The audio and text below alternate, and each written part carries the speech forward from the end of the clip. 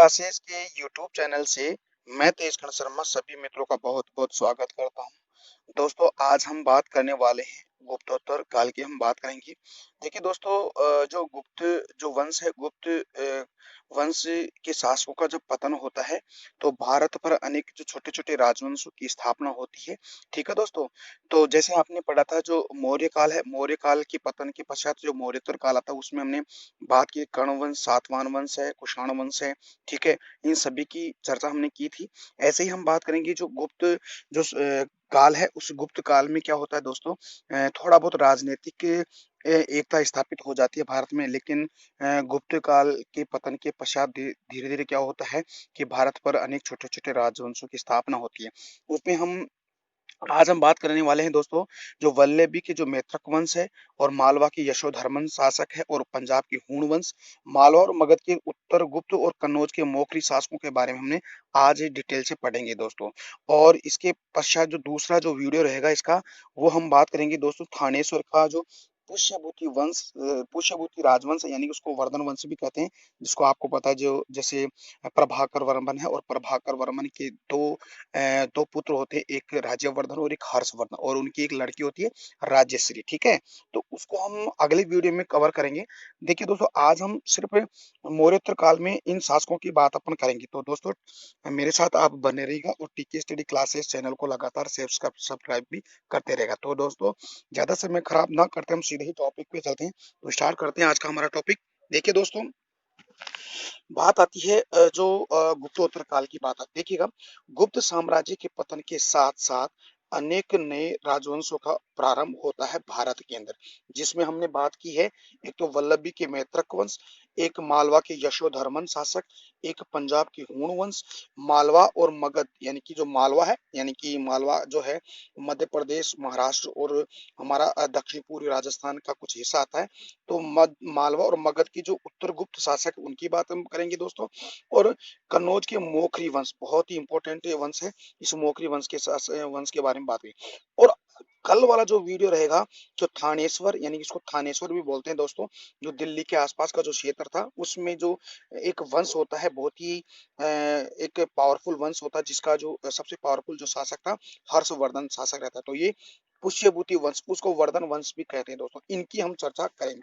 ठीक है। तो दोस्तों, सबसे पहले हम बात करते हैं वल्लभी के मैत्रक वंश की बात अपन करें तो देखिएगा दोस्तों, जो वल्लभी का जो मैत्रक वंश है, इस मैत्रक वंश की स्थापना, यानी इसके संस्थापक कौन होते हैं, ये भट्टारक होते हैं। कौन होते हैं दोस्तों? भट्टारक होते हैं। और भट्टारक ने ही मैत्री वंश की स्थापना करता है, और ये कहाँ करता है? गुजरात के अंदर करता है। तो आपको बात याद रखनी है कि जो वल्लभी का जो मैत्री वंश है, यानी कि आपको पता है वल्लभी विश्वविद्यालय, आपको पता होगा वल्लभी विश्वविद्यालय गुजरात में बहुत ही फेमस विश्वविद्यालय था। जैसे आपने तक्षशिला और नालंदा विश्वविद्यालय के बारे में दोस्तों आपने पढ़ा है, वैसे वल्लभी था वो गुजरात का था। तो गुजरात के अंदर ही वल्लभी के अंदर, यानी कि भट्टारक ने मैत्रक वंश की स्थापना की थी दोस्तों। ठीक है। तो देखिएगा, वल्लभी विश्वविद्यालय यानी कि कहाँ पे है? वल्लभी गुजरात में है।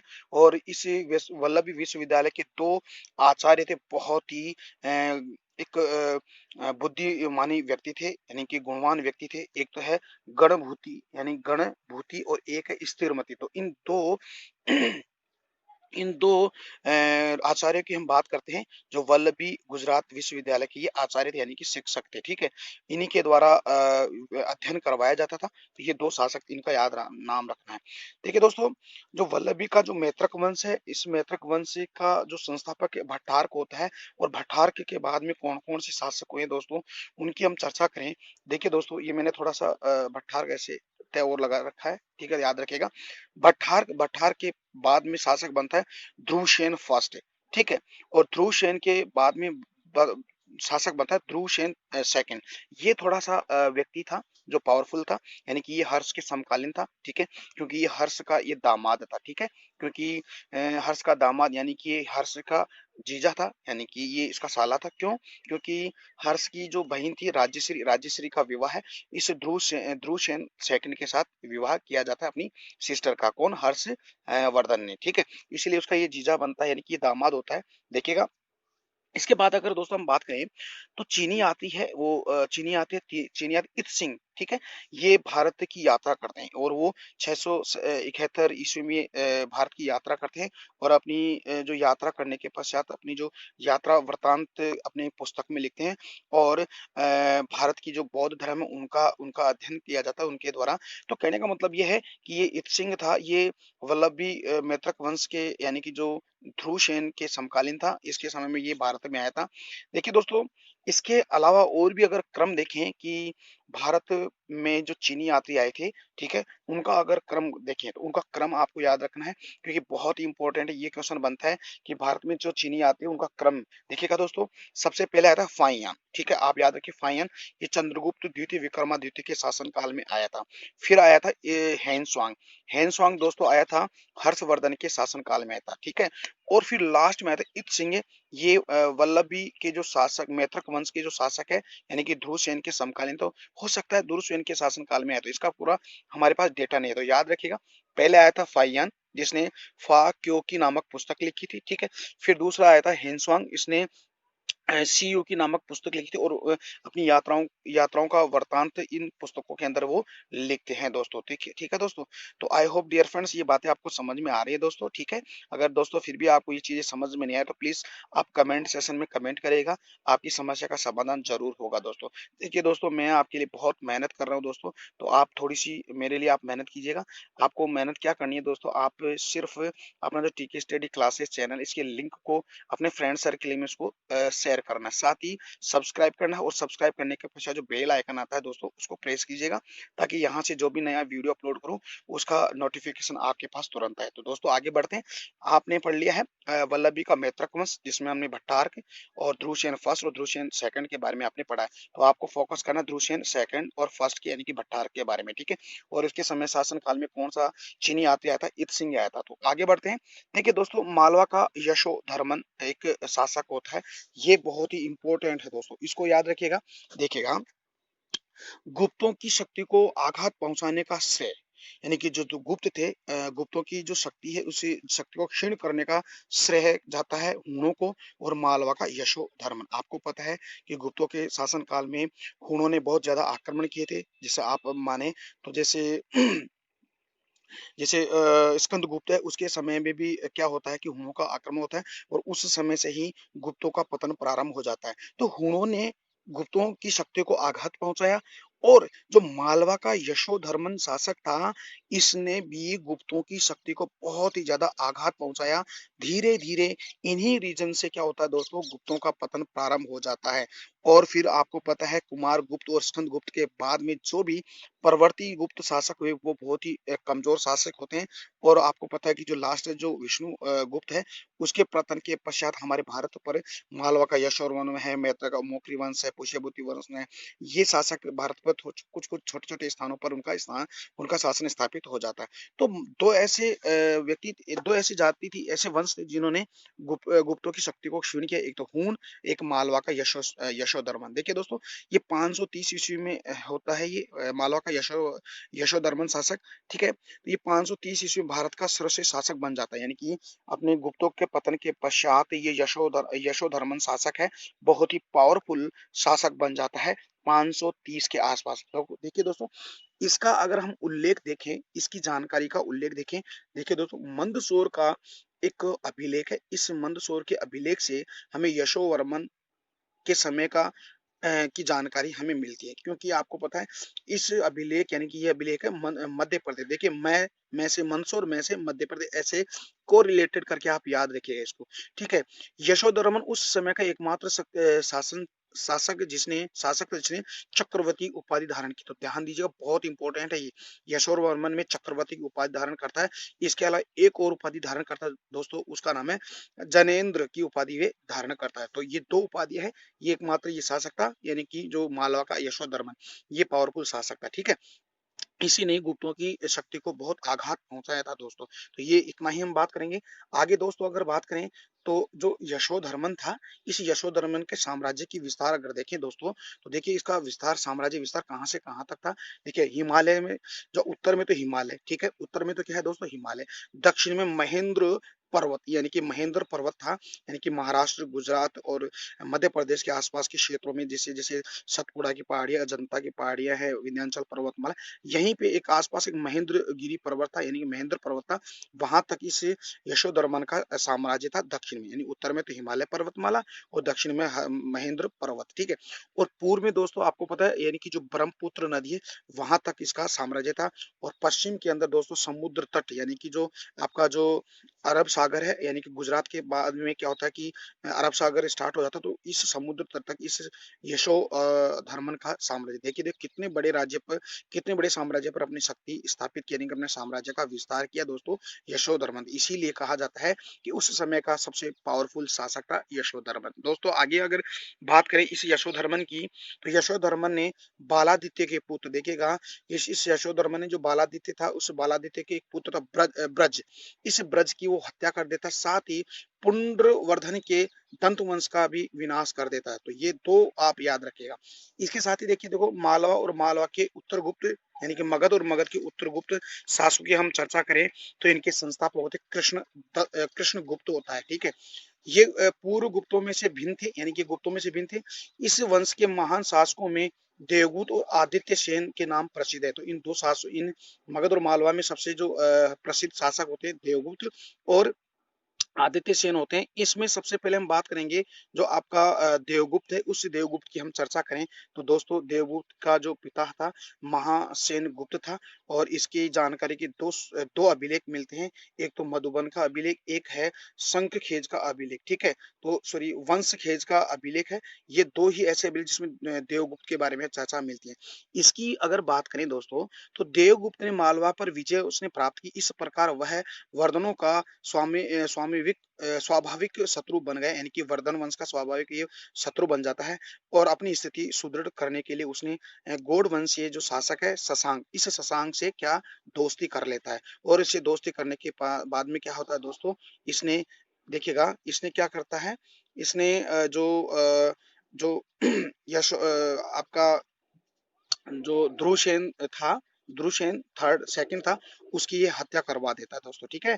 तो आगे हम बात करें तो देखिए दोस्तों इसमें थोड़ा नीचे आपको दिखाई नहीं दे रहा तो मैं आपको बता देता हूँ कि जो गौड़वंश जो शासक शशांक ने इसे मित्रता कर लेता देवगुप्त, और देवगुप्त और शशांक मिलकर जो मोकरी वंश के शासक थे ग्रहवर्मन की, ये दोनों मिलकर हत्या कर देते हैं, ठीक है। तो आगे हम चर्चा करें तो इसकी हम बात करें तो देवगुप्त और शशांक ने मोखरी नरेश ग्रहवर्मन की हत्या कर दी जाती है। कुछ समय पश्चात क्या होता है दोस्तों, हर्ष के बड़े भाई राज्यवर्धन की भी देवगुप्त द्वारा हत्या कर दी जाती है। तो शशांक ने हर्ष के बड़े भाई राज्यवर्धन की हत्या कर देता है और अंततः हर्ष ने शशांक को पराजित कर देता है, यानी कि शशांक की भी हत्या कर देता है। और उसने कहा हर्षवर्धन ने कहा एक कसम लेता है कि पूरे बंगाल को मैं गौड़ विहीन बना दूंगा, तो इस शशांक की वो हत्या कर देता है। दोस्तों आदित्य सेन की अगर बात करें तो ये आदित्य सेन था 655 से लेकर 675 तक ये शासन करता है दोस्तों। और इसकी अगर बात करें तो ये पहला शासक था जिसने 3 अश्वमेध यज्ञ करवाए। देखिए अश्वमेध यज्ञ और राजसूय यज्ञ के बारे में काफी मैं आपको बता चुका। तो अश्वमेध यज्ञ क्या होता है, यानी कि ऐसा पावरफुल राजा जो अपने अश्वमेध यज्ञ कर, एक घोड़ा होता है उसको निर्बाध छोड़ा जाता है, और जहां जहां पर घोड़ा जाएगा निर्बाध वहां वहां पर उस राजा का शासन होता है। और जिस व्यक्ति ने या जिस दूसरे राजा ने उस घोड़े को पकड़ लिया, यानी कि युद्ध होगा, ठीक है। तो ये अश्वमेध यज्ञ होता है, यानी कि अपने साम्राज्य विस्तार के लिए अश्वमेध यज्ञ किए जाते थे। तो इसीलिए ये आदित्य सेन था, इसने अपने समय में 3 अश्वमेध यज्ञ करवाता है, ठीक है। और आदित्य सेन था दोस्तों ये वैष्णव धर्म का उपासक था, यानी कि भगवान विष्णु का बहुत ही मतलब आराध्य देव मानता था, यानी इसकी उपासना इसकी पूजा पाठ करता था, ठीक है।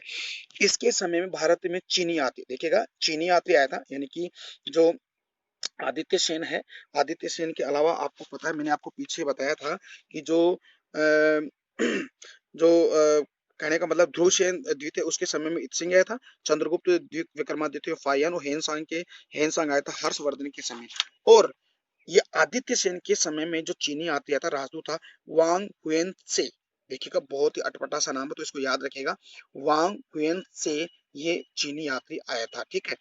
इससे चीनी यात्री आया तो इसमें क्या होता है, वांग वेनसे ने 2 बार भारत की यात्रा की, जिसमें बोध गया के अंदर एक बौद्ध मंदिर का निर्माण करवाता है। कौन, ये चीनी यात्री वांग वेनसे से वांगवेन से, ठीक है। तो बोध गया में एक मंदिर का निर्माण करवाया जाता है, ठीक है। तो दोस्तों ये तो आदित्य सेन हुआ। अब हम कन्नौज की जो मौखरी वंश के शासक उनकी हम चर्चा करें दोस्तों, तो उससे कन्नौज की जो मौखरी वंश के संस्थापक माने जाते हैं हरिवर्मा, ठीक है, जिसने 510 में मौखरी वंश की स्थापना करता है। इस वंश के और भी अनेक प्रमुख शासक थे दोस्तों। एक है आदित्य वर्मा, एक ईशान वर्मा, एक सर्ववर्मा और एक ग्रह वर्मा। तो दोस्तों हम फोकस करना है ग्रह वर्मा पे, ठीक है। देखिएगा, मालवा के यशोधर्मन की मृत्यु के पश्चात, देखिएगा मैंने कहा कि मालवा का यशोधर्मन था जिसका जो साम्राज्य विस्तार था, उत्तर में हिमालय, दक्षिण महेंद्रगिरी, पूर्व में ब्रह्मपुत्र नदी और पश्चिम में यानी कि समुद्र तट यानी कि गुजरात तक है। उस शासक की मृत्यु होने के पश्चात आर्यावर्त का शासन मोखरी मोखरियों के हाथों में आ जाता है, ठीक है। जो आर्यावर्त है यानी कि उत्तरी भारत को आर्यावर्त कहा गया है दोस्तों, ठीक है। इस पर मोखरी वंश के शासकों का क्या हो जाता है, अधिकार हो जाता है। क्योंकि जो मोखरी वंश के जो शासक थे दोस्तों, ये गुप्तों के सामंत के रूप में कार्य करते थे। इसीलिए मोखरी मूलतः गया के निवासी थे, यानी कि मोखरी मोखरी वंश के जो शासक है वो कहाँ के थे, गया के थे, ठीक है। देखिएगा, मोकरी वंश के शासकों ने अपनी राजधानी बनाई कन्नौज, यानी कि उत्तर प्रदेश को वो कन्नौज को राजधानी बनाते हैं। जो कन्नौज था वो पाटलिपुत्र से कन्नौज को राजधानी बनाई। पहले इनकी राजधानी थी पाटलिपुत्र थी, फिर पाटलिपुत्र को चेंज करके कन्नौज को राजधानी बनाता है दोस्तों, ठीक है। तो कन्नौज को राजधानी बनाते हैं मोकरी वंश के शासकों के द्वारा, क्योंकि मोकरी वंश के शासक थे वो गुप्तों के सामंत थे, ठीक है। तो गुप्तों का पतन वैसे हो जाता है। तो मालवा के यशोवर्मन की मृत्यु के बाद में उत्तर भारत यानी कि आर्य अवरत पर मोखरियों का क्या हो जाता है, शासन हो जाता है। और मोखरी ने अपनी राजधानी कन्नौज बनाते हैं, ठीक है दोस्तों। तो राजनीतिक गतिविधि का केंद्र हो जाता है महोदय, जो महोदय नगर, यानी महोदय नगर को पहले कन्नौज के नाम से ही जाना जाता था, ठीक है दोस्तों। इसके बारे में अगर देखें और भी बातें, तो मगध की विजय सर्ववर्मा के द्वारा की जाती है। ईशान वर्मा इस वंश का प्रथम शासक जिसने महाराजा धीराज की उपाधि धारण, बहुत इंपॉर्टेंट है दोस्तों, इसको याद रखिएगा। यानी कि ईशान जो था, ईशान वर्मा जो मोखरी वंश का शासक था, इसने ही महाराजा धीराज की उपाधि धारण करता है, क्योंकि ये एक स्वतंत्र शासक था। मैंने आपको बताया था कि महाराजा और महाराजा धीराज की उपाधि बहुत काफी अंतर है। यानी कि महाराजा महाराजा की उपाधि वो धारण करते थे जो किसी के सामंत हुआ करते थे, ठीक है। जैसे आपको मैंने बताया था, श्रीगुप्त और घटोत्कच गुप्त शासकों में ऐसे शासक जिसने महाराजा की उपाधि धारण की। और महाराजा धीराज की उपाधि करने वाला जो शासक था गुप्त शासकों में, सबसे पहले चंद्रगुप्त प्रथम, क्योंकि वह स्वतंत्र था। ऐसे ही यानी कि ऐसे ही मोक वंश के शासकों में एक ऐसा शासक जिसने महाराजाधिराज की उपाधि धारण करता है, वो है ईशान ईशान वर्मा होता है। देखिए दोस्तों, इसके बाद हम ग्रह वर्मा की बात करते हैं। देखिए दोस्तों, जो ग्रह वर्मा है, ये ग्रमा हर्ष की बहन यानी राजश्री से विवाह करते हैं। ग्रह वर्मा की हत्या जो देवगुप्त की हत्या द्वारा की जाती है। और इसका हमें उल्लेख मिलता है, जो बाणभट्ट था, जो हर्षवर्धन के शासन काल में एक दरबारी के रूप में रहता था, उसने एक किताब लिखी थी हर्ष चरित्र। इस हर्ष चरित्र के चरित्र से हमें पता चलता है कि देवगुप्त ने अपने यानी कि हर्ष के जो दामाद है यानी कि ग्रहवर्मा की हत्या कर दी जाती है, ठीक है दोस्तों। तो मोकरी वंश ने उत्तर भारत के हूणों को प्रभाव से बचाया था। यानी कि मोकरी ने एक सबसे इंपॉर्टेंट काम ये किया था कि पूरे उत्तर भारत को जो हूणों के प्रभाव से उसने बचाया, यानी कि हूणों से उत्तरी भारत को उसने बचाए रखा, यानी हूणों को रोके रखा उन्होंने, मोकरी वंश ने, ठीक है।